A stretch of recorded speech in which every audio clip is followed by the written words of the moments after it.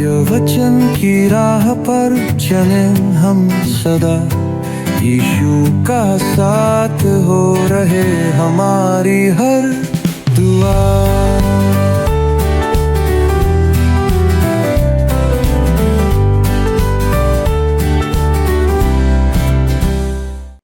प्रिय दर्शकों, प्रभु यीशु मसीह के पवित्र नाम में पुनः आप सभी दर्शक मित्रों को मेरा मसीही नमस्कार।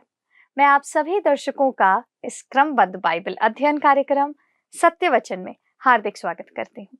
मैं आपको बताना चाहती हूँ कि हम इन दिनों यहूदा के पत्री से अध्ययन कर रहे हैं।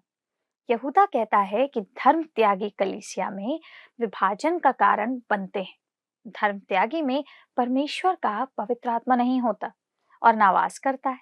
मनुष्य त्रिपक्षीय प्राणी है। वह त्रिएक है, जिसमें देह या शरीर, प्राण या मनोदशा और आत्मा या आत्मिक पक्ष है। इसी दैहिक भाग को यहूदा शारीरिक कहता है। आप शरीर में होकर परमेश्वर को प्रसन्न नहीं कर सकते। आप उसे तभी प्रसन्न कर सकते हैं जब आप उसके अधीन होकर उस स्थान में आ जाएं। तो आइए हम परमेश्वर के वचन को सुनने से पहले मन की तैयारी के लिए सुनते हैं एक मधुर गीत। प्रिय मित्रों नमस्कार। सत्यवचन बाइबल अध्ययन में एक बार फिर से आपका स्वागत है। आइए हम यहूदा के अध्ययन में आगे बढ़ते हैं और पद 19 को देखते हैं, जो एक और अति महत्वपूर्ण और उत्तम पद है।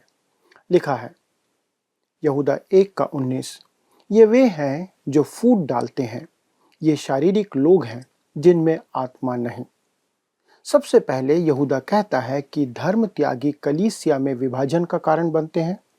विंसेंट कहते हैं कि यहूदा उन लोगों के बारे में बात कर रहा है जो कलीसिया में विभाजन का कारण बनते हैं, जो कलीसिया के बीच एक रेखा खींचते हैं और एक भाग को दूसरे से अलग कर देते हैं।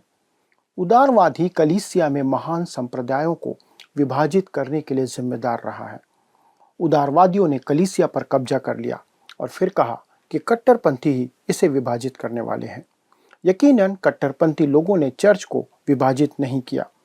ये वे ही हैं जो उन महान सिद्धांतों को मानते थे जिन पर संप्रदायों की स्थापना हुई थी। सभी संप्रदायों के मूल पंथ ठोस पंथ हैं। हालांकि वे कुछ बिंदुओं पर थोड़े भिन्न हो सकते हैं, लेकिन महान बुनियादी बातों पर उनमें कोई मतभेद नहीं है, वे एक मत हैं। तब कहता है ये वे हैं जो फूट डालते हैं, ये शारीरिक लोग हैं जिनमें आत्मा नहीं। दोस्तों, अंग्रेजी भाषा में शारीरिक के लिए सेंसुअल शब्द आया है, जिसका अर्थ है कामुक। यूनानी में यह शब्द सुचिकोस है, जिससे हमें अंग्रेजी शब्द साइकोलॉजी या मनोविज्ञान मिलता है। इसका अर्थ है एक ऐसा जीवन जो व्यक्ति के इर्द गिर्द केंद्रित है, यानी मैं और सिर्फ मैं। यह जीने का एक अहंकारी तरीका है जिसमें व्यक्ति सबसे महत्वपूर्ण हो जाता है। इसमें मैं सबसे पहले आता है। यह स्वार्थी है, यह स्वाभाविक है। यह एक अप्रभावित व्यक्ति का जीवन है, वह व्यक्ति जिसका नया जन्म नहीं हुआ है। मित्रों, इस संबंध में अल्फोर्ड कहते हैं कि मनुष्य में उसका साइको अर्थात उसका आत्मा व्यक्तिगत अस्तित्व का केंद्र है। प्रत्येक व्यक्ति का मैं है। यह प्रत्येक मनुष्य में आत्मा से बंधा हुआ है, जो मनुष्य का सर्वोच्च भाग है, तथा शरीर जो मनुष्य का निम्नतर भाग है। आत्मा मनुष्य को ऊपर की ओर खींचती है और शरीर मनुष्य को नीचे की ओर। जो व्यक्ति अपने आप को निम्नतर इच्छाओं के लिए समर्पित कर देता है वह शारीरिक है, और जो व्यक्ति न्यूमा अर्थात अपनी आत्मा को ईश्वर की आत्मा के साथ जोड़कर अपने अस्तित्व के उच्चतर उद्देश्यों में लगा देता है वह न्यूमेटिकोस अर्थात आध्यात्मिक है। जो व्यक्ति बीच में ही विश्राम करता है, केवल अपने और अपने हितों के बारे में सोचता है, वह चाहे पशु हो या बौद्धिक, वह कामुक व्यक्ति है, वह स्वार्थी है। वह व्यक्ति है जिसकी आत्मा डूब चुकी है और किसी अधीनस्थ आत्मा के अधीन हो गई है। दोस्तों, एक स्वाभाविक मनुष्य शारीरिक व्यक्ति है जो कि स्वार्थी है और पशु के समान जीवन जीता है।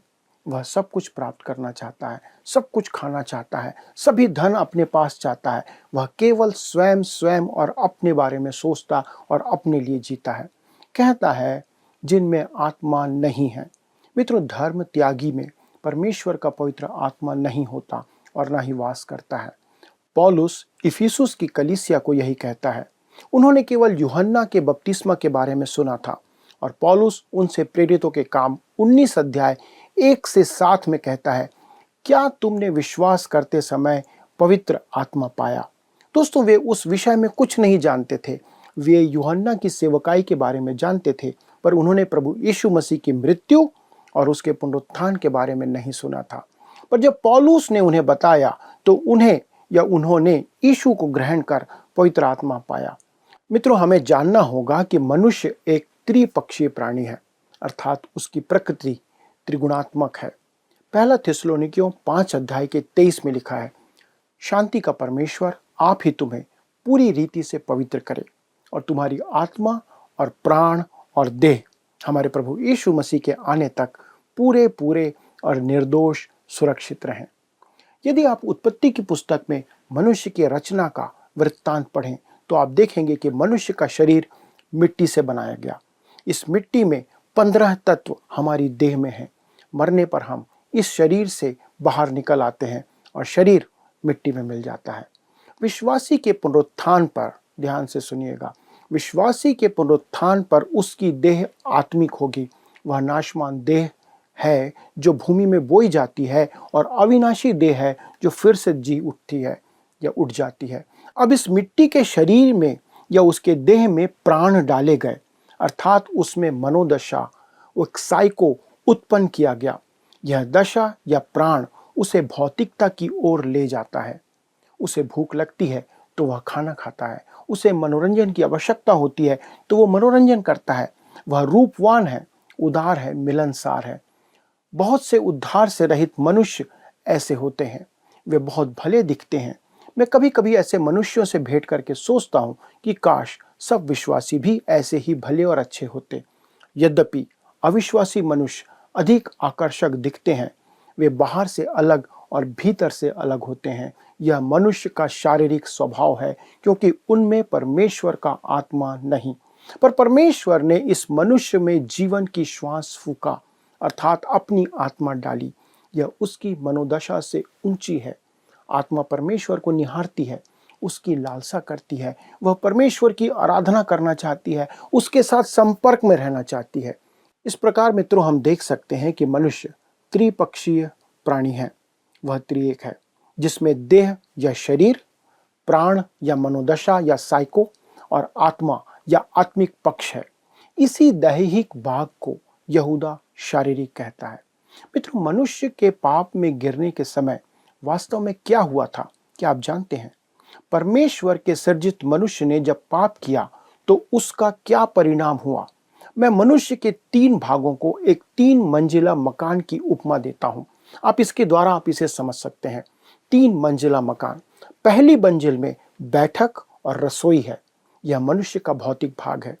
दूसरी मंजिल में पुस्तकालय, संगीत कक्ष है, यह उसका मनोवैज्ञानिक भाग है, जहां पर वो मनोरंजन करता है। तीसरी मंजिल में आराधना का भाग है, यह उसका आत्मिक भाग है। दोस्तों, तीसरी मंजिल में परमेश्वर का वचन भी है, क्योंकि परमेश्वर के आत्मा की अगुवाई बिना वह कुछ नहीं समझ सकता। प्राकृतिक मनुष्य तो इसकी इच्छा भी नहीं करता है कि वो आत्मिक स्तर पर रहे। आत्मिकता तीसरी मंजिल में थी और मनुष्य के पाप में गिरने के कारण यह घर जो था यह उलट गया और भौतिक अवस्था सबसे ऊपर आ गई। आज मनुष्य की प्राकृतिक दशा मुख्यतः शारीरिक हो गई है। भोजन उसकी प्राथमिकता है और जीवन निर्वाह उसके जीवन का पहला नियम है। मनुष्य शारीरिक दशा में पशु के समान है, परंतु मनुष्य में मनोदशा भी है, उसका साइको भी है, उसमें आत्मचेतना है। वह संगीत का आनंद लेता है, उसे सुंदरता से प्रेम है, वह अनैतिकता में भी भाग लेता है, आनंद लेता है। दोस्तों, यहूदा उसके इसी भाग को शारीरिक कहता है। क्या आप समझ रहे हैं कि वह कौन सा शारीरिक भाग है जिसके बारे में यहूदा यहाँ पर कह रहा है? पाप करने पर मनुष्य का आत्मिक भाग मर जाता है, जो निचले स्तर पर अब आ गया है। अब मनुष्य में परमेश्वर के लिए स्थान नहीं रह जाता। सच तो यह है कि वह परमेश्वर का विरोधी हो जाता है, उसका विरोध करने लगता है। परंतु जब हमने प्रभु यीशु को अपना उद्धारकर्ता मान लिया, तब हम में नया स्वभाव दिया जाता है या दिया गया है। जो पवित्र आत्मा को प्रतिक्रिया दिखा सकता है, परंतु जो पुराना स्वभाव था अर्थात शारीरिक पक्ष, वह अब भी हम में बना रहता है। इसीलिए रोमी 8 में पौलुस इस विषय में पर्याप्त चर्चा करता है और कहता है पद 5 में, शारीरिक मनुष्य शरीर की बातों पर मन लगाते हैं, परंतु आध्यात्मिक आत्मा की बातों पर मन लगाते हैं। शरीर पर मन लगाना तो मृत्यु है, परंतु आत्मा पर मन लगाना जीवन और शांति है। अर्थात जब आप निम्न स्तर पर वास करते हैं तब आप परमेश्वर के लिए मरे हुए होते हैं, मृतक अवस्था में। उसके साथ आपकी सहभागिता नहीं होती। यह सहभागिता टूट गई है, टूटी हुई दशा में है। पहला यूहन्ना 4 अध्याय 6 में प्रेरित यूहन्ना कहता है, यदि हम कहें कि उसके साथ हमारी सहभागिता है और अंधकार में चले तो हम झूठे हैं और सत्य में नहीं हैं। परंतु जो आत्मा में जीवन जीता है और परमेश्वर को प्रसन्न करने का यत्न करता है, वही वास्तव में जी रहा है, जीवन जी रहा है, जीवित है। ऐसे मनुष्य की आत्मा नीचे गिरकर शारीरिक अभिलाषाओं को पूरा करने की अपेक्षा परमेश्वर की इच्छा को पूरी करने की काम करती है या कामना करती है। अब हम रोमी 8 में आते हैं, जहां पर 7वें पद में पौलुस कहता है, शरीर पर मन लगाना तो परमेश्वर से बैर रखना है, क्योंकि ना तो परमेश्वर की व्यवस्था के अधीन है और ना हो सकता है। क्यों? क्योंकि शारीरिक मन परमेश्वर का बैरी है और यही कारण है कि आदम परमेश्वर से दूर भाग रहा था। परमेश्वर को देखकर वह छुप गया था, वह परमेश्वर की व्यवस्था के अधीन नहीं रह गया था। आप मनुष्य को सुधार नहीं सकते मित्रों। रोमी 8 उसके 8 और 9 में पौलुस कहता है, जो शारीरिक दशा में है वे परमेश्वर को प्रसन्न नहीं कर सकते, परंतु जबकि परमेश्वर का आत्मा तुम में बसता है तो तुम शारीरिक दशा में नहीं परंतु आत्मिक दशा में हो। यदि किसी में मसीह का आत्मा नहीं तो वो उसका जन नहीं। मित्रों, आप शारीरिक या शरीर में होकर परमेश्वर को प्रसन्न नहीं कर सकते। आप उसे प्रसन्न तब कर सकते हैं जब आप उसके अधीन होकर उस स्थान में आ जाए जहां वह आपको काम में ले पाए। मित्रों, इस बात पर मैं सोचने पर विवश होता हूं कि मन परिवर्तन के समय मनुष्य के साथ क्या होता है, उसके जीवन में क्या परिवर्तन आता है। मन परिवर्तन से पूर्व आप और मैं अपने अपराधों और पापों में मरे हुए रहते हैं। हम चलते फिरते तो थे या चलते फिरते हैं, परंतु आत्मा में हम मरे हुए रहते हैं।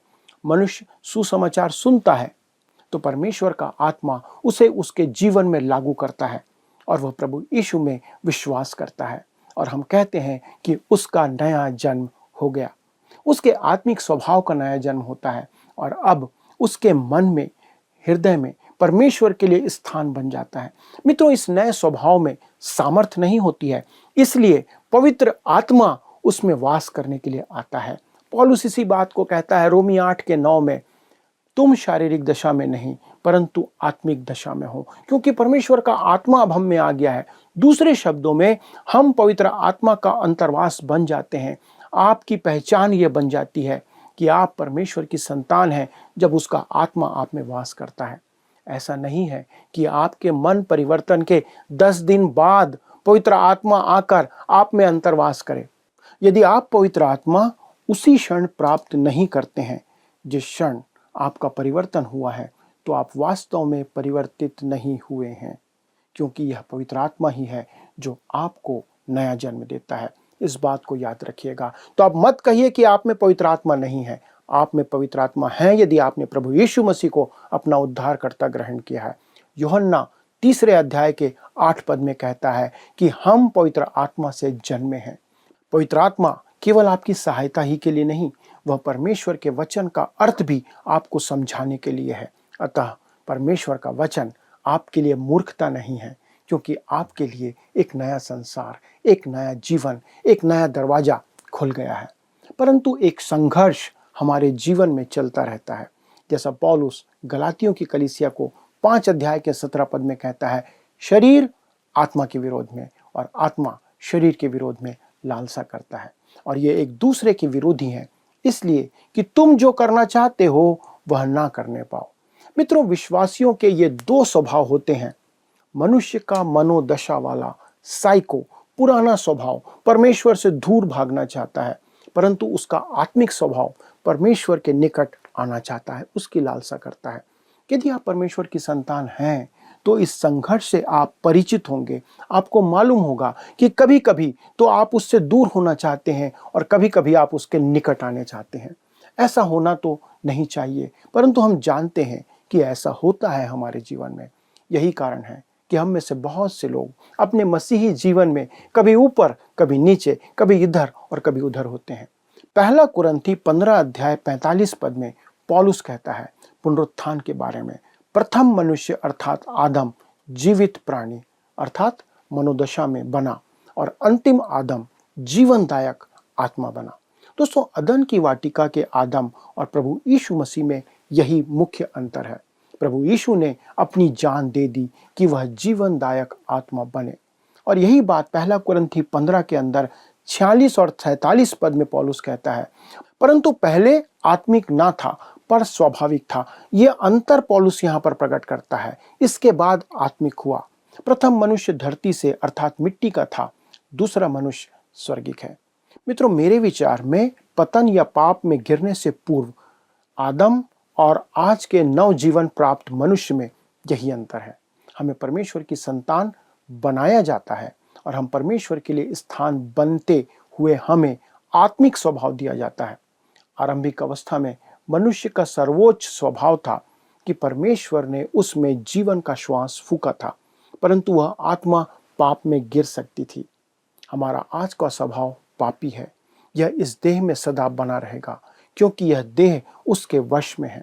यह मनुष्य की मनोदशा है, परंतु नया जन्म पाने पर हमें नया स्वभाव दिया जाता है जो परमेश्वर को प्रतिक्रिया दिखाता है और वह पाप में नहीं गिर सकता। यहाँ जिस बात पर मैं जोर देना चाहता हूँ वह यह है कि शरीर मनुष्य को नीचे खींचता है और आत्मा मनुष्य को ऊपर उठाती है।